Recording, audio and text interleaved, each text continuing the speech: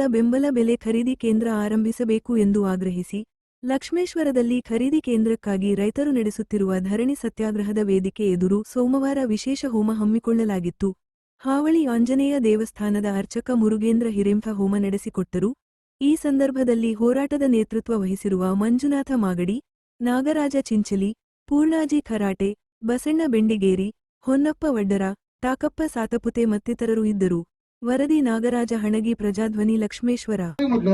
ಇದು ಮಾಡತಕ್ಕಂಥ ಉದ್ದೇಶ ಏನಪ್ಪಾ ಅಂತಂದ್ರೆ ನಮ್ಮ ನಾಡಿನೊಳಗಿರ್ತಕ್ಕಂಥ ಎಲ್ಲಾ ರೈತ ಬಾಂಧವರಿಗೆ, ತಮ್ಮ ಕುಟುಂಬಗಳಿಗೆ, ತಮ್ಮ ಮಕ್ಕಳಿಗೆ, ಎಲ್ಲರಿಗೂ ಪ್ರತಿಯೊಬ್ಬರಿಗೂ ಒಳ್ಳೇದಾಗಲಿ ಅಂತ ಹೇಳಿ ದಿವಸದಲ್ಲಿ 3ನೇ ದಿನದ ಸತ್ಯಾಗ್ರಹದಲ್ಲಿ ಒಂದು ಹೋಮವನ್ನು ಮಾಡ್ತಾ ಇದ್ದೀವಿ.